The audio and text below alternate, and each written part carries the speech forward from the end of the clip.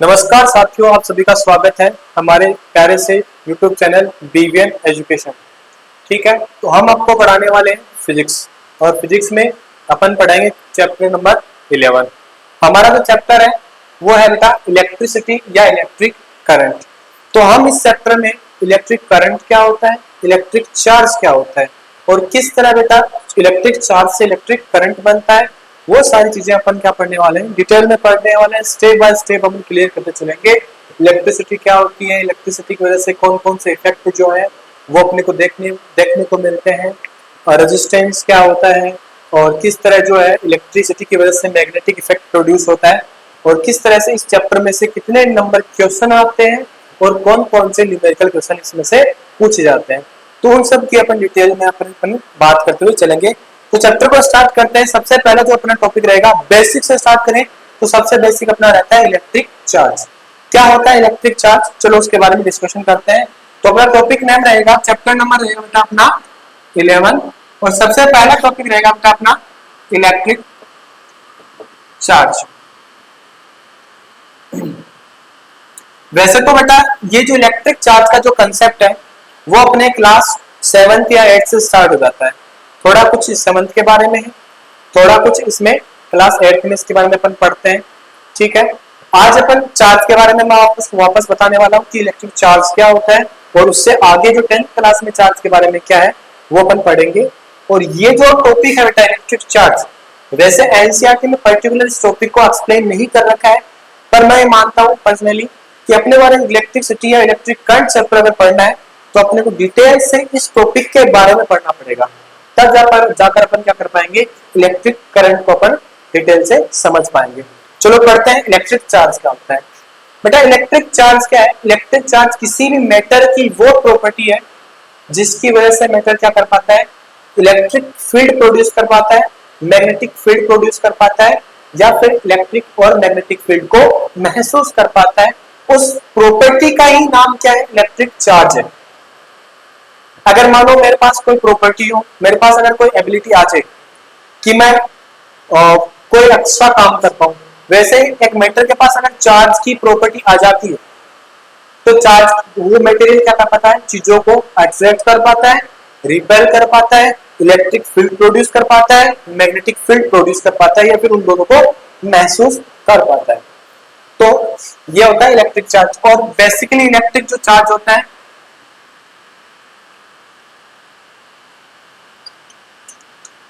वो 2 टाइप्स होता है। कितने टाइप्स होता है ना, 2 टाइप का। पहला होता है बेटा पॉजिटिव चार्ज, दूसरा होता है बेटा नेगेटिव चार्ज। 2 टाइप का होता है।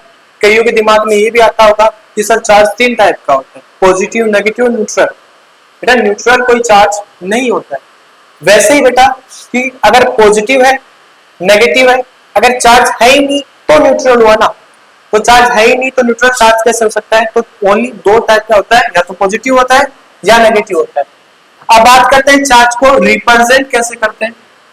हम हर बार तो क्या नहीं लिख सकते, इसकी पूरी स्पेलिंग नहीं लिख सकते, हर बार तो पूरा वर्ड नहीं लिखेंगे। अपन क्या लिखेंगे, इसको रिप्रेजेंट करने का क्या तरीका होता है। तो चार्ज को फिजिक्स में रिप्रेजेंट किया जाता है किससे बेटा, क्यू से। किससे रिप्रेजेंट करते हैं, क्यू से इसको क्या करते हैं बेटा, रिप्रेजेंट करते हैं। कई बार कहीं कहीं बुकों में इसको क्या कहते हैं बेटा, कैपिटल क्यू से भी इसको रिप्रेजेंट किया हुआ रहता है। पर अगर स्मॉल अमाउंट ऑफ चार्ज है तो अपन स्मॉल क्यू से लिख सकते हैं, अगर चार्ज की अमाउंट ज्यादा है तो अपन इसको कैपिटल क्यू से भी क्या रिप्रेजेंट कर सकते हैं। तो दोनों ही तरीके हैं, स्मॉल क्यू या कैपिटल क्यू से अपन क्या कर सकते हैं, इलेक्ट्रिक चार्ज को रिप्रेजेंट कर सकते हैं। और कई बार शॉर्ट में अपन क्या करते हैं, इसको क्यू प्लस लिख देते हैं, या फिर कई बार लिख देते हैं इसको क्यू माइनस। तो इसका मतलब क्या हुआ, क्यू प्लस का मतलब होता है बेटा पॉजिटिव चार्ज, और क्यू माइनस का मतलब क्या होता है बेटा, नेगेटिव चार्ज। अगर मैंने कहीं क्यू माइनस लिखा है तो आपको क्या कर लेना है बेटा, सेल्फ अंडरस्टूड करना है कि यहाँ पर कौन सा चार्ज है बेटा, क्यू माइनस के लिए नेगेटिव चार्ज। मैं नेगेटिव के लिए क्या लिख रहा हूँ, क्यू माइनस लिख रहा हूँ। ठीक है, उसके बाद में बेटा चार्ज की कुछ प्रॉपर्टी होती है, और चार्ज की ऐसा यूनिट जो बहुत बार पूछी जाती है कि चार्ज की ऐसा यूनिट क्या होती है। तो बेटा देखो इलेक्ट्रिक चार्ज की जो ऐसा यूनिट होती है वो होती है कूलम। क्या होती है बेटा? Coulomb. SI unit of electric charge is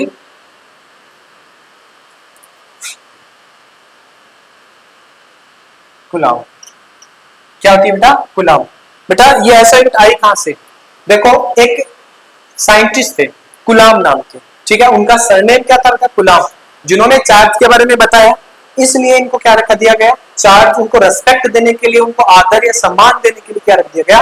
जो चार्ज की, इलेक्ट्रिक चार्ज की जो ऐसा यूनिट्स होती हैं जो पूछी जाती है एग्जाम में, वो क्या रख दी गई है? कूलम। और इसको रिप्रेजेंट किससे करते हैं बेटा? इसको रिप्रेजेंट करते हैं अपन किससे? सी से रिप्रेजेंट करते हैं। यूनिट को किससे रिप्रेजेंट करते हैं? सी से। जैसे मैं बात करूं, अपने पहले पिछले 9th क्लास में पढ़ा है फोर्स। क्या पढ़ा बेटा? फोर्स। तो फोर्स की ऐसा यूनिट क्या होती है बेटा? न्यूटन। क्या होती है?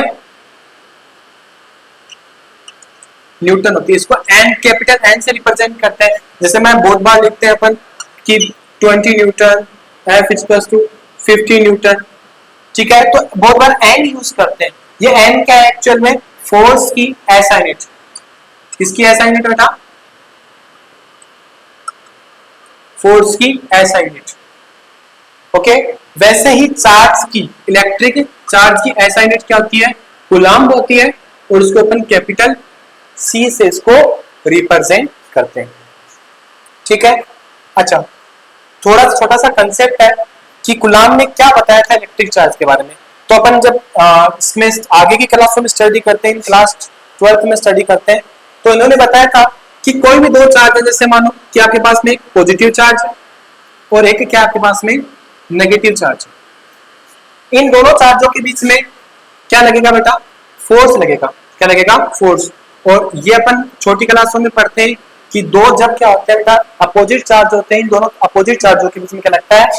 फोर्स ऑफ अट्रैक्शन या फिर अट्रैक्शन फोर्स लगता है। ये दोनों चार्ज आपस में क्या करते हैं? एक दूसरे को अट्रैक्ट करता है। तो यहाँ पर इन दोनों पर चार्ज कितना फोर्स लगाएंगे एक दूसरे पर? ये इसको अट्रैक्ट करेगा, वो उसको अट्रैक्ट करेगा दूसरी तरफ, पर कितना फोर्स से एक दूसरे को अट्रैक्ट करेंगे, तो वो बताने वाले साइंटिस्ट कौन थे? कूलम्ब थे। उन्होंने बताया कि ये जो चार्ज अट्रैक्शन फोर्स लग रहा है इनके बीच में, ये डायरेक्टली प्रोपोर्शनल होगा दोनों चार्जों के मैग्नीट्यूड के और बीच की डिस्टेंस के स्क्वायर के इनवर्सली प्रोपोर्शनल होगा। F equals to Q1 Q2 upon R square. ये जो फॉर्मूला होता है ये किसने दिया था? ये दिया था कूलम्ब नाम के साइंटिस्ट ने दिया था। इसलिए बेटा इस चार्ज की ऐसा यूनिट क्या रखी जाती है? कूलम्ब रखी जाती है, इनको रिस्पेक्ट देने के लिए। तो याद रखना है, कई बार डायरेक्ट क्वेश्चन पूछ लेते हैं एक नंबर में कि what is the SI unit of electric charge, then आप you say the SI unit of electric charge is coulomb and it is represented by the capital C। Now और जानने के लिए अपन आगे स्टडी करते हैं चार्ज के बारे में। चार्ज की कुछ और प्रॉपर्टीज क्या होती है।